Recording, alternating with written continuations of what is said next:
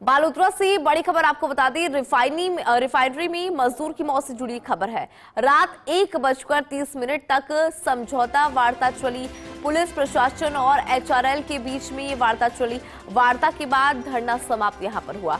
मृतक मजदूर को आर्थिक संबल, परिजन को रिफाइनरी में अस्थायी नौकरी सहित कई मुद्दों पर सहमति यहां पर बनी।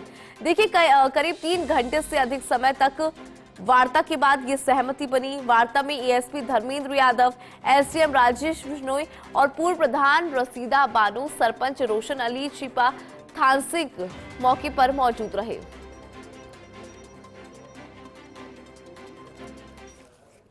अभी मौके पर शांति है।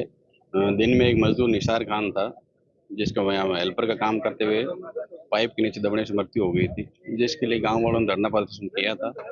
रिफाइनरी और इनके बीच में समझौता हुआ है। जो भी वार्ता रही वो बिल्कुल शांतिपूर्वक रही और जो भी मांगे मांगी गई बिल्कुल उसका सम्मानजनक। बाकी जो क्षति हुई है इसकी पूर्ति कभी हो नहीं सकती। और चलिए अधिक जानकारी लेते हैं। हमारे साथ हमारे सहयोगी बंशी बने हुए। बंशी, विस्तार से जानकारी दीजिए, क्योंकि रात को ये वार्ता चली, 3 घंटे तक वार्ता चली, जिसके बाद समझौता यहां पर हो गया।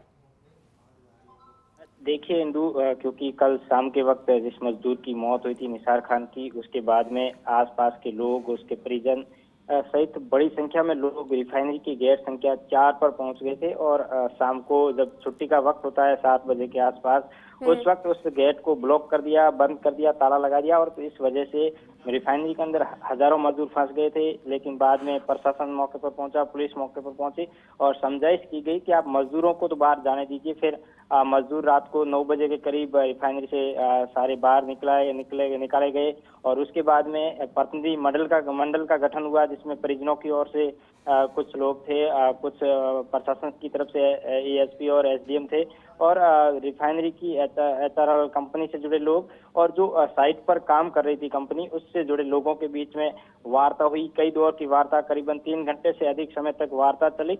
और वार्ता के बाद में जो बिंदु थे, मांगे थी, उन मांगों पर सहमति बनी। और सहमति बनने के बाद में रात्रि को करीबन 1:30 बजे के आसपास जो सहमति बनने के बाद में प्रतिनिधि मंडल बाहर आया और बाहर जो धरने पर लोग बैठे थे उनको जो मांगे रखी गई और जो मांगे मानी गई, उनके संबंध में जानकारी देते हुए धरने की समाप्ति की घोषणा की गई। हालांकि रात का वक्त होने की वजह से जो मृतक है उसका पोस्टमार्टम नहीं हो पाया। उसकी बॉडी बालोतरा के जिला अस्पताल की मोर्चरी में है और उसकी पोस्टमार्टम की कार्रवाई आज होगी। और साथ ही साथ जो परिजनों की ओर से रिपोर्ट दी जाएगी, उसके अनुसार ही पुलिस मामला दर्ज करके आगे की कार्रवाई करेगी। जी इंदु। पंच, पोस्टमार्टम कब तक हो सकता है आज, उसको लेकर जरा जानकारी दीजिए। और दूसरी बात, जो पीड़ित पक्ष है उनकी तरफ से कौन कौन सी मांगे यहाँ पर रखी गई थी और कितनी मांगों पर यहाँ पर सहमति बनी है?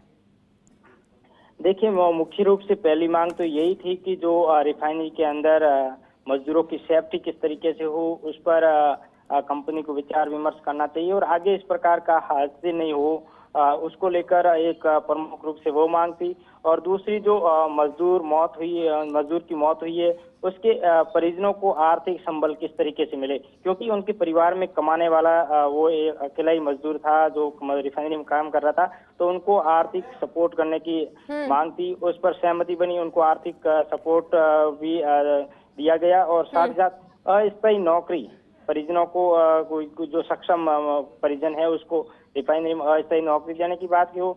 और साथ ही साथ जो धरने पर बैठे लोग हैं उनके खिलाफ कोई कानूनी कार्रवाई नहीं हो। इस तरीके के कई बिंदु थे वार्ता में। उन पर प्रशासन ने, एचआरएल ने और सहित जो प्रतिनिधि मंडल था उनके बीच में समझौता हुआ है। और जो पोस्टमार्टम की बात कही आपने, तो पोस्टमार्टम आज अभी कुछ देर बाद जब डॉक्टर अस्पताल में आएंगे, मेडिकल बोर्ड से उसका पोस्टमार्टम करवाकर सब जो परिजनों को सुपुर्द कर दिया जाएगा। और वर्तमान की स्थिति बात करें तो रिफाइनरी में शांति है और एहतियातन के तौर पर अतिरिक्त जाब्ता भी तैनात किया गया है। बिल्कुल, बहुत शुक्रिया बंशी, आपने विस्तार से जानकारी यहाँ पर साझा हो गई। तो देखिए, आज पोस्टमार्टम करा दिया जाएगा। 3 घंटे तक वार्ता चली, जिसके बाद सहमति यहाँ पर बन चुकी है।